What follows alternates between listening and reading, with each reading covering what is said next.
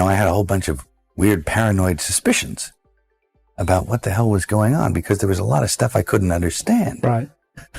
And nobody was really bothering to explain it to me. And they tell you don't go into the house on the hill. And it's like that. Mm-hmm. Do you think you're the devil himself? No, but I do have a good mirror. I can tell you that the number one problem in Hollywood was and is and always will be pedophilia. That's the biggest problem for children in this industry. The casting couch even applies to children. Oh, yeah. Not in the same way. It's all done under the radar. Nobody talks about pedophilia. It's the big secret. And it's widespread? Oh, yeah. I was surrounded by them when I was 14 years old. Surrounded. Literally. Didn't even know it. It wasn't until I was old enough to realize what they were and what they wanted and what they were about and the types of people that were surrounding me till I went, oh my God, they were everywhere.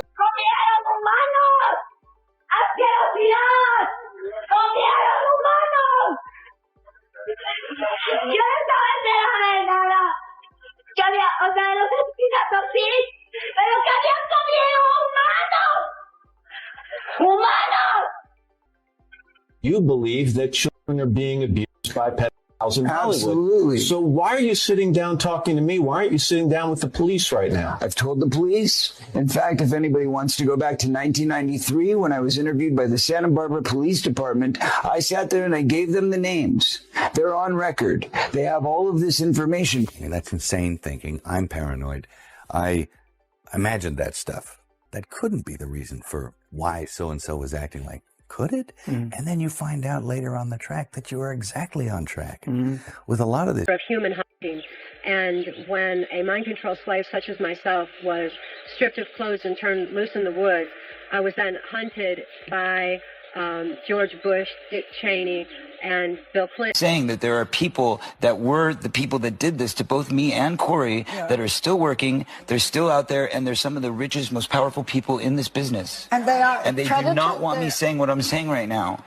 Are you saying that they're pedophiles? Yes. And that they're still in this business? For years, Mel Gibson was seen as one of Hollywood's most controversial figures. Once at the top of the industry, his career took a major hit after a series of personal scandals and public backlash. Studios distanced themselves, media coverage turned overwhelmingly negative, and for a long time, it seemed like his time in the spotlight was over. But recently, a new narrative has started to gain traction online.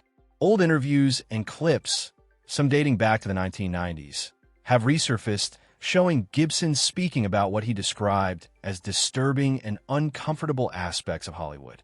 At the time, many dismissed his comments or viewed them through the lens of his already damaged reputation. Today, however, some people are revisiting those statements in light of broader conversations about abuse of power within elite circles. This shift in perception has coincided with renewed public interest in Jeffrey Epstein and a network of powerful individuals connected to him. Epstein's crimes, which involved the exploitation of underage girls, shocked the world and raised serious questions about accountability among the wealthy and influential. While official investigations have revealed significant wrongdoing, much of what circulates online goes far beyond confirmed facts. In recent months, viral claims have suggested the existence of millions of unreleased documents, videos, and images tied to Epstein and other elites. These claims often describe graphic and deeply disturbing scenarios, implying that the full extent of the situation is still hidden from the public. However, it's important to note that many of these assertions remain unverified, and there is no credible confirmation that such a massive release of files has occurred through official channels like the Department of Justice. Despite this, speculation continues to grow. Some online narratives suggest that key evidence is being withheld because of its potential impact, while others question whether justice has truly been served, pointing out that Epstein's death in 2019 left many questions unanswered. His associate, Ghislaine Maxwell, was later convicted for her role in the trafficking operation, but for many observers, that has not fully addressed the larger concerns about accountability. Amid all this, Mel Gibson's name has unexpectedly re-entered the conversation. Supporters argue that Gibson may have been speaking out about troubling industry practices long before they became widely discussed. They point to resurfaced footage in which he describes feeling uncomfortable with certain behaviors and attitudes he encountered early in his career. According to this perspective, his refusal to conform may have contributed to his professional isolation. Others remain skeptical of this interpretation. Gibson's history includes widely reported incidents involving offensive remarks and personal misconduct, which played a significant role in his fall from grace. For critics, these issues cannot be overlooked, regardless of any broader theories about Hollywood. Still, Gibson's career has shown signs of resilience. In 2004, he released The Passion of the Christ, a film he financed himself after major studios declined to support it. The movie became a massive commercial success, demonstrating his ability to operate outside the traditional studio system. Years later, films like Hacksaw Ridge further re-established his credibility as a filmmaker. More recently, some have also linked him, incorrectly, to Sound of Freedom, a film that sparked widespread discussion about human trafficking. While Gibson was not directly responsible for that project, its themes have been used in online conversations to reinforce the idea that certain truths about exploitation are only now coming to light. At the heart of all this is a broader cultural moment. Public trust in powerful institutions, whether in entertainment, politics, or media, has been steadily eroding. People are more willing than ever to question official narratives and revisit past events with fresh eyes. In that environment, figures like Mel Gibson can be reinterpreted in ways that would have seemed unlikely just a few years ago. However, separating fact from speculation remains crucial.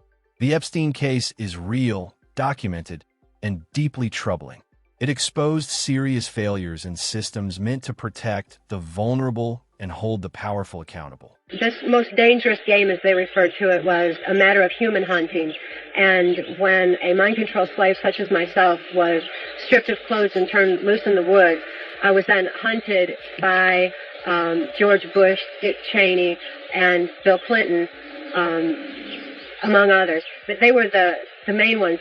I do not believe that it was necessary for them to have subjected me to this form of trauma. There were so many other traumas going on at the time. My mind was already prime conditioned for mind control program.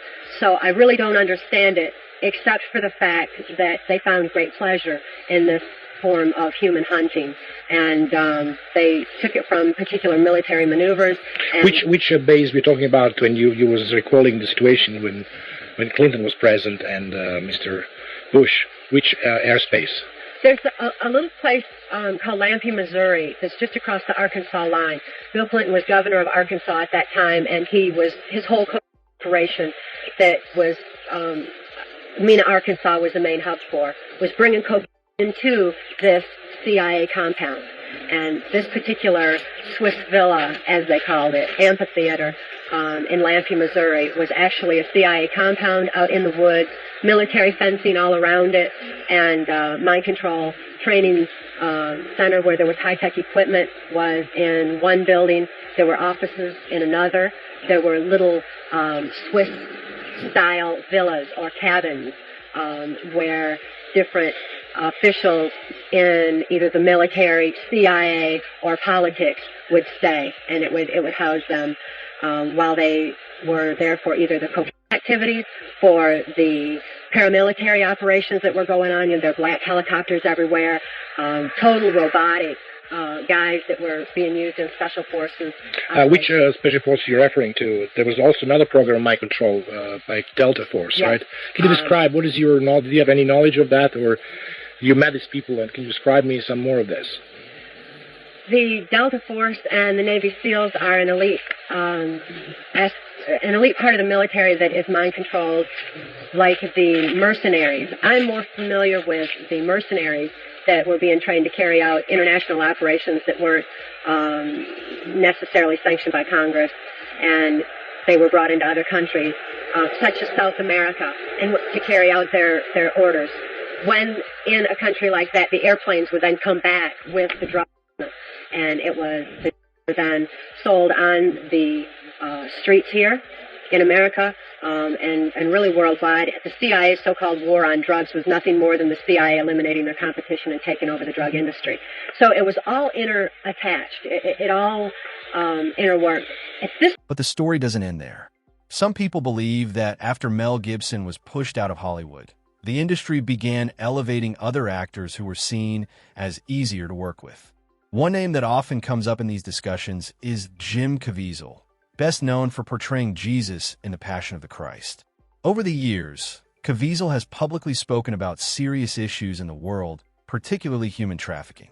This has led some to speculate that his experiences in the industry may have exposed him to darker realities behind the scenes, though these claims remain largely unverified. The conversation intensified with the release of Sound of Freedom. One of the most disturbing problems in our world today is human trafficking, and particularly the trafficking of children. Now, the first step in eradicating this crime is awareness. Go see Sound of Freedom. While Mel Gibson was not the producer of the film, Caviezel starred in it, and it focuses on a federal agent working to rescue children from trafficking networks. Made on a modest budget, the film became a surprising box office success and sparked widespread discussion. The story follows a mission that begins with a child abduction and expands into a larger operation across Latin America, highlighting the methods traffickers use, such as fake casting calls and deceptive recruitment tactics. For many viewers, the film was simply a thriller based on real-world issues. For others, it felt like a reflection of deeper, hidden problems. In light of the confirmed crimes of Jeffrey Epstein, some people have drawn connections between the film's themes and real-life events. However, it's important to be cautious. While trafficking is a documented global issue, many of the more extreme claims circulating online are speculative and not backed by verified evidence. As debates continue, opinions remain divided. Some see these films and statements as warnings, while others view them as exaggerations.